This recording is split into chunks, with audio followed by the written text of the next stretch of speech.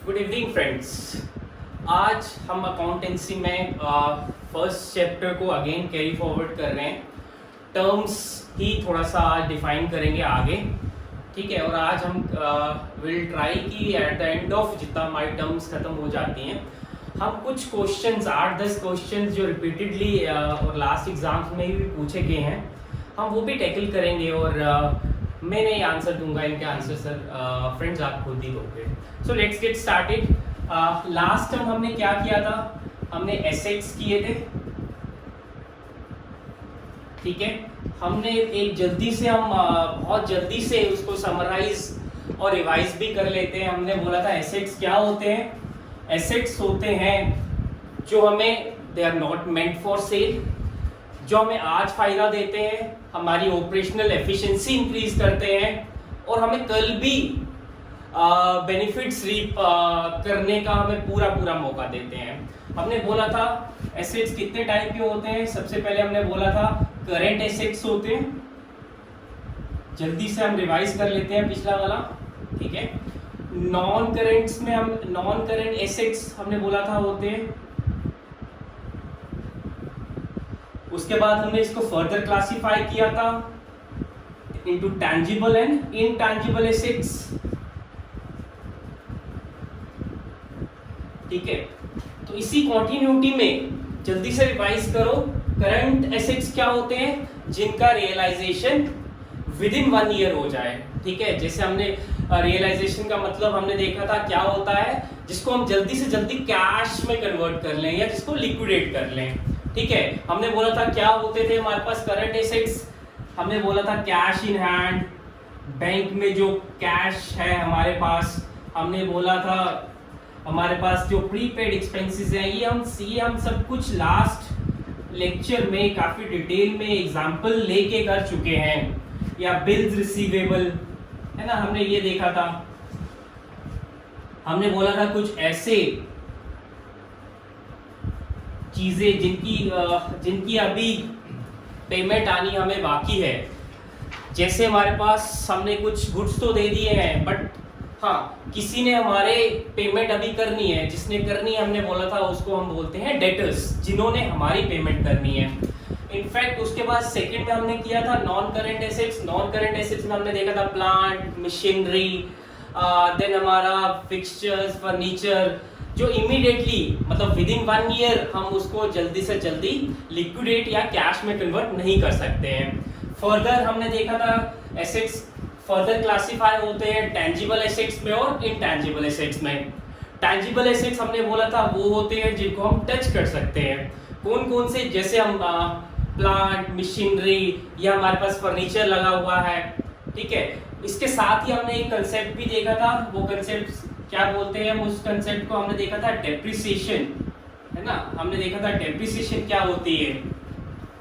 Then हमने देखा था इनटैंजिबल एसेट्स। हमारे पास इनटैंजिबल एसेट्स भी होते हैं। और क्या होते हैं इनटैंजिबल एसेट्स, जिसको हम दे आर नॉट पैल्पेबल, वो उसको टच नहीं कर सकते हैं हम, बट हाँ हमें वो जैसे हमारे टैंजिबल एसेट्स हैं उसी की तरह, या मैं कहूँ कि उससे भी ज्यादा हमें फायदा देते हैं कौन, हमारे इनटैंजिबल एसेट्स। जैसे हमने देखा था क्या होते हैं हमारे इनटैंजिबल एसेट्स, जैसे कोई कॉपीराइट है या लोगो है या कुछ गुडविल हमने बनाई है अपनी शेयर मेहनत करके, जो रिप्यूट हमने कमाया है बहुत शेयर मेहनत करके, वो हमारा हमने वो कमाया है, उसको हम टच तो नहीं कर सकते हैं, बट हाँ उसका फायदा शायद हमारे जो टैंजिबल एसेट्स भी नहीं दे पाए, उससे ज्यादा हमारे फायदा intangible assets like goodwill patent, ये सब चीजें। चलो इसको आगे हम कंटिन्यूटी में आज करेंगे। हमारे पास इसमें रहेगा हमारे पास एसेट्स हैं, तो लायबिलिटीज क्या होती हैं। लायबिलिटीज के साथ हमारा रेवेन्यूज कैसे जनरेट रहता है, रेवेन्यू होता क्या है, इसको क्या क्या चीजें बोली जाती हैं। एग्जाम में ऐसे ही क्वेश्चंस आते हैं। रेवेन्यू क्या रहेगा हमारे पास, रेवेन्यू, ठीक है। उसके बाद हम एक जनरल जिस्ट लेंगे कि एक सिंपल एक हमारी प्रॉफिट एंड लॉस या इनकम स्टेटमेंट कैसे जनरेट रहती है, या बैलेंस शीट क्या होती है, इसका एक सिंपल ये कैसा रहता है, इसका भी हम जिस्ट करेंगे, ठीक है फ्रेंड्स। और उसके बाद एक कुछ और छोटी छोटी डेफिनेशन, जैसे एंटिटी क्या होती है हमारे पास, या हमारे पास एक ट्रांजैक्शन हम किसको बोल सकते हैं, ट्रांजैक्शन क्या होता है, ये ट्रांजैक्शन भी हमें क्या होती है ये भी हम देखेंगे। चलो, लायबिलिटीज क्या होती है, एसेट्स क्या थे जो हमारे ओन थे, ठीक है, not meant for cell, operational expenses जो हमारे अपने हैं, ठीक है। देन हमारी लायबिलिटीज क्या होती है, सबसे पहले दोस्तों ये we owe it to someone, मतलब जो हमने कुछ, अगेन हमने business, during the course of business, हमने बिजनेस के कोर्स में ये कुछ ऐसी चीजें हैं कि हम किसी और को ओ कर रहे हैं या किसी और को हमने पे करनी है। एसेट्स क्या थे, हमारे पास आ रहे थे। लायबिलिटीज क्या है, जो हमने ओ करनी है किसी और को।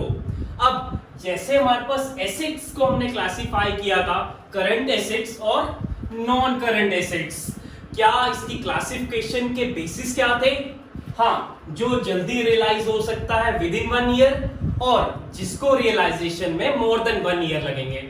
वैसे ही हमारी लायबिलिटीज की भी फ्रेंड्स क्लासिफिकेशन होती है। अगेन, जो विद इन 1 ईयर रियलाइज हो जाए या हमें जो करनी ही है, उनको हम बोलते हैं करंट लायबिलिटीज। क्या बोलते हैं, जैसे करंट एसेट्स वैसे ही करंट लायबिलिटीज, ठीक है। और जिनको हमें अभी इमीडिएट रियलाइज या पे नहीं करना या वो नहीं करना, 1 साल के बाद हमने वो पे करनी है, they are called non current liabilities. एक और लायबिलिटी होती है, यूजुअली हम इसमें नहीं कंसीडर करते, बट हाँ, contingent liability, contingent liability. So current liability, current assets, याद करो करंट एसेट्स क्या होते थे, जो जिनका रियलाइजेशन पीरियड या those who can be easily converted into cash, कितनी, बहुत जल्दी, बहुत जल्दी।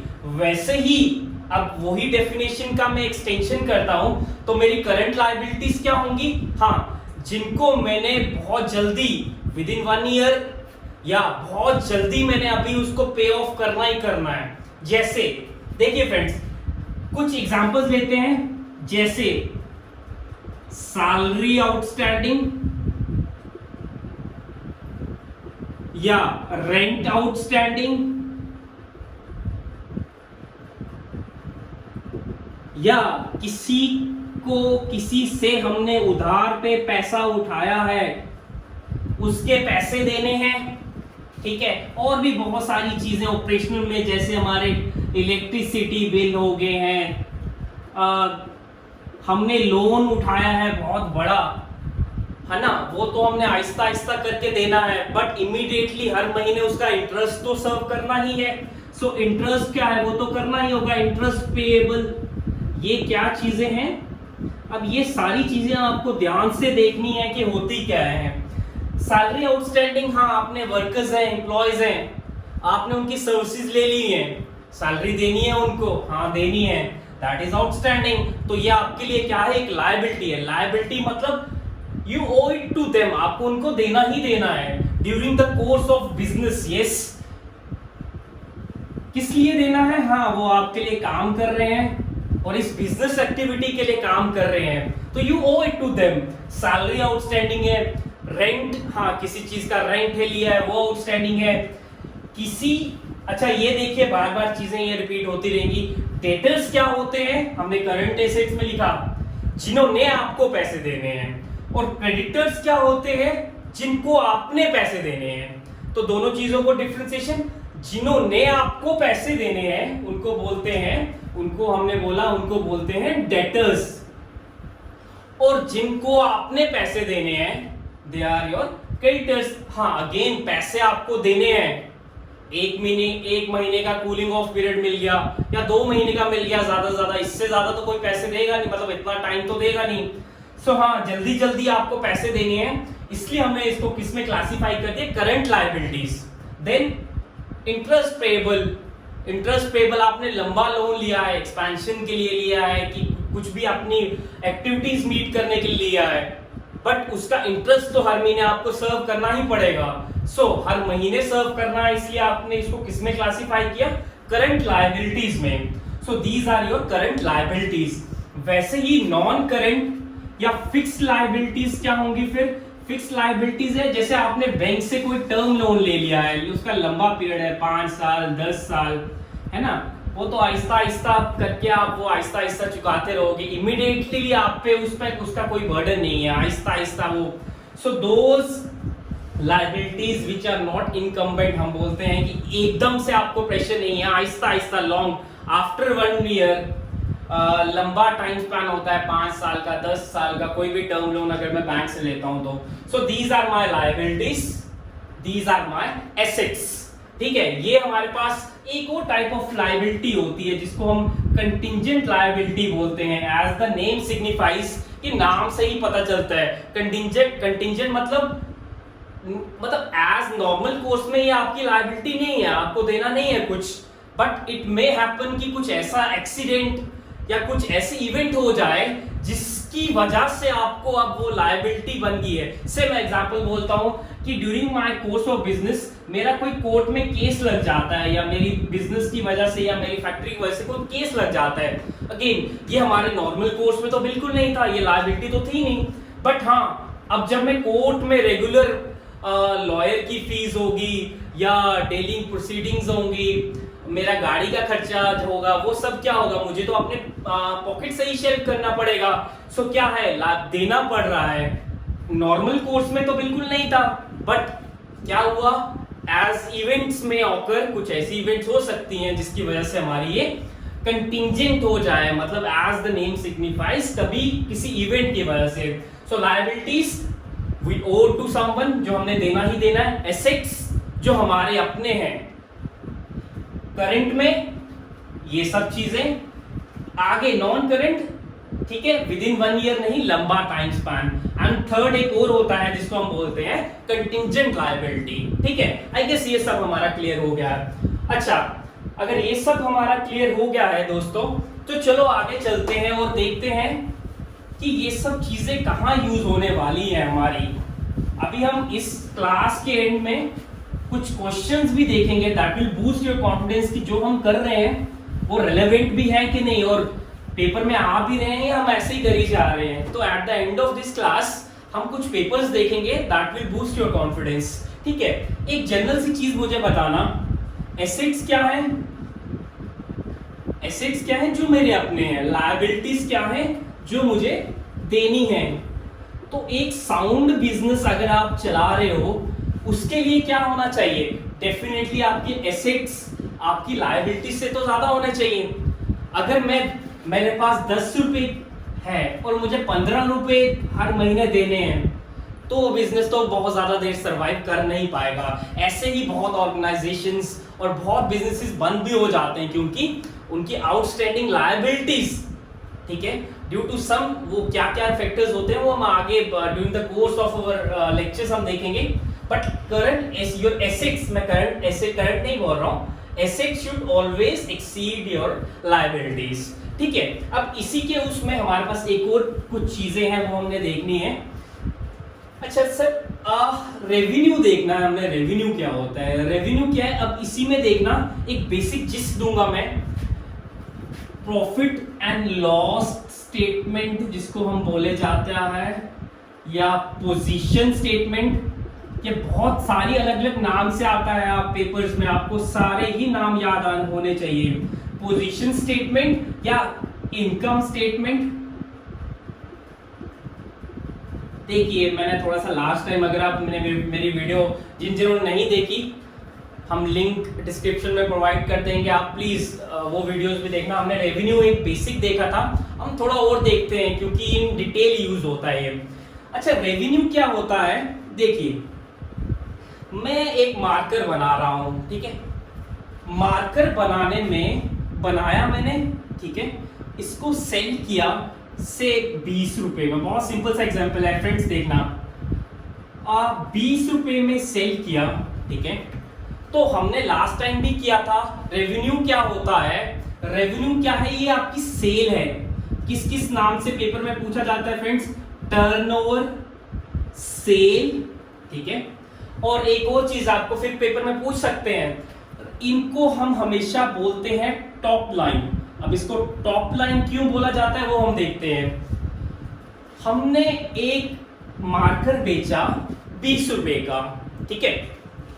अब इसको मैं बोलता हूं रेवेन्यू या सेल या टर्नओवर। अच्छा, अब ये 20 रुपए का अगर मैं एक मार्कर बेच रहा हूं, इसके बनाने में भी मेरी कुछ कैपिटल लगी होगी। हाँ, लेट अस सपोज मुझे ये क्या लग रहा है, 15 रुपए मेरे इसके बनाने में लग रहे हैं, ध्यान से देखना। तो मेरा प्रॉफिट क्या हुआ, या नेट प्रॉफिट, या जब मैं बोल रहा हूं नेट इनकम क्या हुई। हाँ, 15 रुपए का खुद बनाया था, 20 रुपए में बेचा, तो ये जो 5 रुपए मेरे जो बच रहे हैं, ये क्या मेरी नेट इनकम या नेट प्रॉफिट। अब यही चीज एक सिंपल क्या है हमारी, जिसको हम आगे भी देखेंगे। This is called our profit and loss statement. इसी को हम क्या बोलते हैं, पोजीशन स्टेटमेंट। इसी को हम क्या बोलते हैं, इनकम स्टेटमेंट।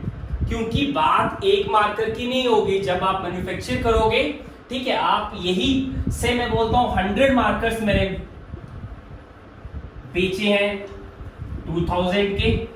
100 मार्कर्स खुद बनाने में कितना लगा, 15 into 100 वुड बी 1500। इसमें मेरा नेट इनकम या नेट प्रॉफिट ये कितना हुआ, 2000 माइनस 1500, दैट वुड बी 500 रुपए। अब जब मैं ऐसा कुछ लिख रहा हूं तो सबसे ऊपर क्या लिख रहा हूं मैं, रेवेन्यू। रेवेन्यू मतलब कितने का, या मेरे गुड्स, याद करिए पिछला लेक्चर, गुड्स क्या है, वो आइटम्स जिसमें एक ऑर्गेनाइजेशन डील कर रहा है। मेरे मार्कर यहाँ पे गुड्स है, गुड्स बेचने के बाद मुझे कितने पैसे मिले, 20 रुपए। मेरी खुद की लागत कितनी थी, कैपिटल कितना था, 15 रुपए। मुझे नेट इनकम या नेट प्रॉफिट कितना हुआ, 5 रुपए का। बट जब मैं ऐसे लिखता हूं, मैं बोलता हूं this is the simplest form of your profit and loss statement या पोजीशन स्टेटमेंट या इनकम स्टेटमेंट। तो जब हमने ये किया तो सबसे ऊपर क्या लिखा, रेवेन्यू, क्या लिखा, सेल, क्या लिखा, टर्नओवर। ये बार बार ये वर्ड्स आपने मन में रिपीट करने हैं, तभी रीइंफोर्स, तभी आपके मन में ये पक्के होंगे और यही फॉर्म में क्वेश्चन में आते हैं। तो क्या लिखा सबसे ऊपर, रेवेन्यू। तो सबसे ऊपर रेवेन्यू लिखते हैं प्रॉफिट एंड लॉस स्टेटमेंट में, इसीलिए इसको हम क्या बोलते हैं, टॉप लाइन। क्या बोलते हैं, टॉप लाइन। और सबसे नीचे हमने क्या लिखा, नेट प्रॉफिट या नेट इनकम, इसलिए हमने इसको क्या बोल दिया, बॉटम लाइन। सिंपल हो गया यार। हाँ ठीक है, एक बार वापस इसको बोलते हैं, top line and bottom line. Revenue सबसे ऊपर, इसी को सेल्स, सेल मतलब मैंने चीजें बेची, उसके बाद मेरे पास पैसे कितने आए। अभी प्रॉफिट की बात नहीं, सिर्फ पैसे कितने आए। टर्नओवर, अगेन मैंने गुड्स बेचे, तो उससे जो मेरे पास जो भी हम मेजर किस में करते हैं, हमने लास्ट क्लास में भी किया था, मेजर करने का हमारे पास अकाउंट्स में एक ही फैक्टर है, and what is that factor, that is money. हम इसको किस में फैक्टर, किस में मेजर करेंगे, मनी में। So this is the simplest form of our profit and loss statement, revenue, then capital and net profit and income। ये हम डिटेल में भी करने वाले हैं। तो हम रेवेन्यू की ही बात कर रहे थे। अब रेवेन्यू हमारे क्या होते हैं, दो टाइप्स के होते हैं। कौन कौन से friends, first of all revenue हमारा जो होता है दैट इज रिकरिंग रेवेन्यू, और दूसरा क्या हुआ हमारा, नॉन रिकरिंग रेवेन्यू।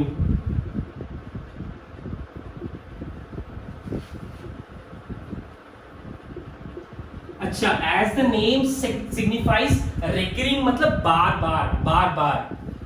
तो जो रेवेन्यू मेरा अपने मेन बिजनेस एक्टिविटी से आ रहा है, मेन बिजनेस एक्टिविटी का क्या मतलब है, अगर मैं एक पेन बना के या मार्कर बना के बेच रहा हूं, तो मेरी मेन एक्टिविटी क्या है, मार्कर से रेवेन्यू, इसको बेच के जो पैसा मेरे पास आ रहा है। सो वो जो आपकी main business activity, main business operation से आपकी सेल हो रही है या पैसा आ रहा है या रेवेन्यू आ रहा है, that is called your recurring revenue. क्या होगा, रोज रोज आएगा, रोज रोज आप फैक्ट्री में इसको प्रोड्यूस करोगे, बनाओगे, बेचोगे आएगा, this is from your main business. Second is your non recurring revenue. अब नॉन रिकरिंग मतलब it is not out of your regular business, but से मैं बोल रहा हूं मैंने कोई मशीन बेच दी अपनी फैक्ट्री की, है ना, अब ये रूटीन में तो मैं बेचता नहीं हूँ, है ना, मुझे कुछ चाहिए था या फॉर सम अनकैनी कोई भी रीजन हो सकता है, उसकी वजह से मैंने क्या किया, अपनी फैक्ट्री की मशीन बेच दी। अब उससे जो रेवेन्यू आ रहा है मेरे पास, ठीक है, that is called non recurring. Non recurring मतलब रोज रोज नहीं होगा, हाँ, आउट ऑफ वे कभी भी हो सकता है। सो रेवेन्यूज में हमने देखा क्या होता है, टॉप लाइन बोला जाता है इसको, ये सब चीजें, capital, profit and loss statement, ये सब चीजें, ठीक है फ्रेंड्स। चलो एक और छोटी सी चीज देखते हैं, अगर ये सब चीजें हमें एसेट्स पता चल गया क्या होता है, हाँ, लायबिलिटीज पता चल गया, हाँ, रेवेन्यू पता चल गया, हाँ, रिकरिंग एंड नॉन रिकरिंग पता चल गया, हाँ, ये भी पता चल गया। Simplest form of profit and loss statement क्या होती है, हाँ, क्या होता है, उसमें सबसे ऊपर हमारे हो गए रेवेन्यूज, कि हमने जो हमारे गुड्स बेचे उसमें पैसे कितना आए, ठीक है, उसके बाद कैपिटल कितना एम्प्लॉय किया हमने, कितना लगाया, लागत कितनी हुई, एंड लास्ट में क्या, हाँ, उस ऑपरेशंस के बाद उसमें प्रॉफिट, नेट प्रॉफिट या नेट इनकम क्या है मेरी। So this is our simplest form of profit and loss statement. चलिए इससे आगे चलते हैं। अब एसेट्स एंड लायबिलिटीज हमें पता चल गया, अगर हमें एसेट्स एंड लायबिलिटीज पता चल गया तो हम आगे चल सकते हैं। इसमें आगे जाने से पहले हमने ये देख लिया था हमारे पास क्रेडिटर्स एंड डेटर्स क्या होते हैं। अब ये चीज एक और, इसमें एक छोटी सी हमारी एक डेफिनेशन रहेगी, जैसे डेटर्स हैं जिन्होंने हमारे पैसे देने हैं, और क्रेडिटर्स क्या है, जिनके हमने पैसे, क्रेडिटर्स क्या है, जिसके हमने पैसे देने हैं, डेटर्स जिन्होंने हमारे देने हैं, क्रेडिटर्स जिनके हमने देने हैं। अब ये हो कौन सकता है, इसके लिए एक और डेफिनेशन, एक एंटिटी, कोई भी अब एंटिटी क्या होती है अकाउंटेंसी में, एनी पर्सन, इंस्टीट्यूट और ऑर्गेनाइजेशन जिसका एक पर्सनल रिकॉग्नाइजेशन है,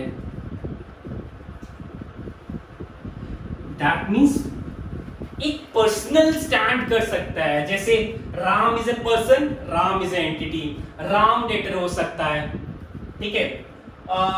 institute can be any financial institute, bank, हाँ, बैंक डेटर्स हो सकते हैं। देन ऑर्गेनाइजेशन से रिबॉक, ठीक है, एक ऑर्गेनाइजेशन है, एक फैक्ट्री है, एक ब्रांड है, तो it can be an entity, ठीक है। तो डेटर्स और क्रेडिटर्स, डेटर्स जिनके हमने, डेटर्स जिन्होंने हमारे पैसे देने हैं, और क्रेडिटर्स जिनके हमने देने हैं, it can be any entity. And what is an entity? Entity can be a person, an institute और एन ऑर्गेनाइजेशन जिसको हम इंडिविजुअली रिकॉग्नाइज कर सकते हैं, ठीक है, इतना ठीक है। अब इसी के बाद हम देखते हैं एक और छोटा सा simplest form of our balance sheet, ठीक है। चलो ये बैलेंस शीट क्या होती है, सिंपलेस्ट फॉर्म में बैलेंस शीट क्या होगी, हमारी एसेट्स, अभी हमने देख लिया क्या होता है, ठीक है, it consists of assets, liabilities, वो भी हमने देख लिया क्या होता है, एंड इक्विटी। अब ये वर्ड क्या है हम देखते हैं, मैं बहुत सिंपल बताऊंगा क्योंकि आगे बहुत डिटेल में हमने पढ़ना ही है। प्रॉफिट एंड लॉस स्टेटमेंट में क्या क्या हुआ था, रेवेन्यू आए थे, ठीक है, उसमें से हमने क्या किया, कैपिटल जो वो निकाल लिया, नेट इनकम या नेट प्रॉफिट निकाल लिया। बैलेंस शीट क्या होता है, एक सिंपल एक टी फॉर्म में, अब मैं सिंपल अभी कर रहा हूं, अभी डिटेल में नहीं जाऊंगा। क्या होगा, उसमें एसेट्स होंगे आपके, देख लिया हमने एसेट्स क्या क्या होते हैं, लायबिलिटीज होंगी, वो भी हमने देख लिया क्या क्या होगा, और इक्विटी। अब इक्विटी का सिंपल मतलब क्या होगा, एक कंपनी है, ठीक है, अगर वो अपने सारे, मैं सिंपलेस्ट वे में बताता हूं, बाद में डेफिनेट टेक्निकल चीजें करते हैं हम, अपने सारे एसेट्स बेच दे, ठीक है, उसके बाद अपनी लायबिलिटीज सारी पे ऑफ करने के बाद से मेरे टोटल कंपनी की एसेट्स है 100 रुपीज के, और लायबिलिटीज क्या है उसकी 80 रुपीज की, ठीक है, तो इक्विटी क्या हुआ 20 रुपीज, है ना।